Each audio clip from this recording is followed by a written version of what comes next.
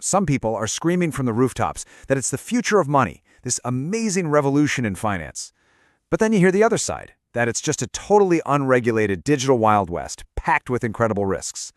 So what's the real story? Let's get into it. So at its most basic level, what even is a cryptocurrency? Well, think of it as digital money. It's not a physical coin or a bill you can hold. It's a virtual token. And every single time one of these tokens moves, that transaction gets permanently recorded on this massive public digital ledger called the blockchain. And that blockchain is really the core technology that makes this whole thing possible. And this is where we get to the heart of the whole debate. The big idea, the dream, is to have a new kind of money that's totally free from the control of big banks and governments. But the question is, does that freedom lead to a better financial future for everyone, or is it just a recipe for chaos and disaster? To really get why so many people are so passionate about this, we have to start with the dream itself. What were the problems that cryptocurrency was supposed to solve in the first place? Well, the promise is pretty amazing when you think about it. Imagine you could send money to anyone, anywhere in the world, and it gets there almost instantly. And you do it without having to go through a bank or a credit card company. That means you could, in theory, get rid of all those annoying payment processing fees. Plus, and this is a big deal for proponents, every single transaction is out there in the open, recorded on the blockchain for anyone to see. Total transparency. Okay, so that's the dream. But here's where that dream slams headfirst into a pretty brutal reality. The number one problem for crypto ever becoming everyday money is its absolutely wild unpredictability. And when I say wild, I mean wild. The value of something like Bitcoin can swing up or down by more than 10% in a single day. Just think about that. It's like the price of your coffee changing between the time you order it and the time you get to the register. It makes it an incredibly risky place to just, store your money.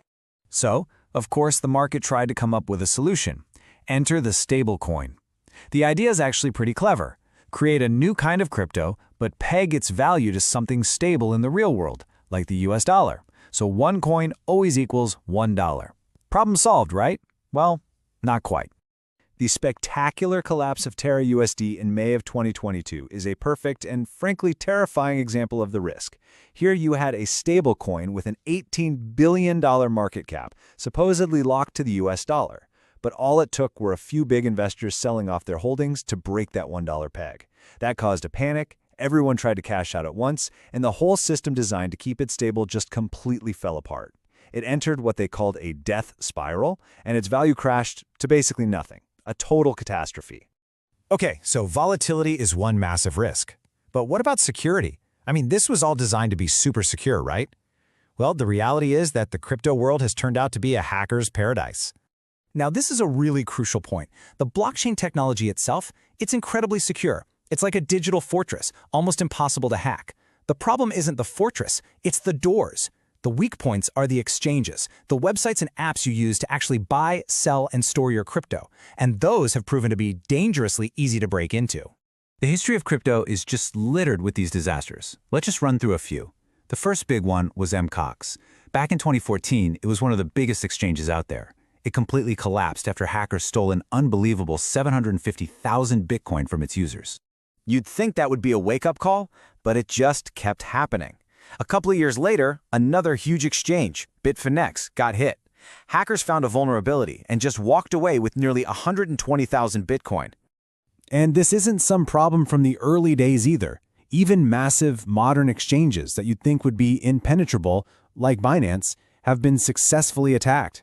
They lost 7,000 Bitcoin in a single hack back in 2019. And sometimes it's not even some super sophisticated attack. At an exchange called Bitstamp, all it took was a simple phishing scam targeting employees, and poof, 19,000 Bitcoin were gone. The pattern here is obvious. These exchanges are giant honeypots for hackers, and if your money is on one, it is always at risk. So, beyond all the financial risks, there's another major problem here, one that often gets completely overlooked in the gold rush excitement: the absolutely massive environmental cost. Get this. A United Nations study found that just to run the Bitcoin network, just for 2 years, the world burned 84 times billion pounds of coal. I mean, that's a jaw-dropping number. It really shows you how unbelievably energy-hungry this whole process of crypto mining is. And when you look at where that power is coming from, well, it's not pretty. Almost half of the energy for Bitcoin came from coal, another 21% from natural gas. You add that up, and you've got 2/3 of its power coming straight from fossil fuels. All that talk about green energy? For Bitcoin at least, things like solar and wind are barely a drop in the bucket.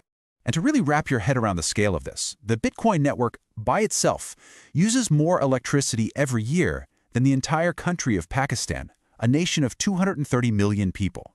It's a staggering amount of energy. So you've got the crazy volatility, the constant threat of hacks, the giant environmental footprint, and it all really points to one central problem, doesn't it? There are no rules. So the big question is, can this digital Wild West actually be tamed? Because right now, the crypto world really is an unregulated frontier. If your crypto wallet gets hacked and emptied, there's no bank you can call to get your money back. All transactions are final. If you accidentally send your crypto to the wrong address, it's just gone forever. There's none of the fraud protection or consumer safety nets that we all take for granted with credit cards. You are completely on your own. So when you lay it all out side by side, the trade-offs become incredibly clear. Yeah, some cryptocurrencies can be amazingly fast, but in exchange for that speed, you give up stability, you give up reliability, and maybe most importantly, you give up every bit of consumer protection that you're used to. You're trading security for autonomy.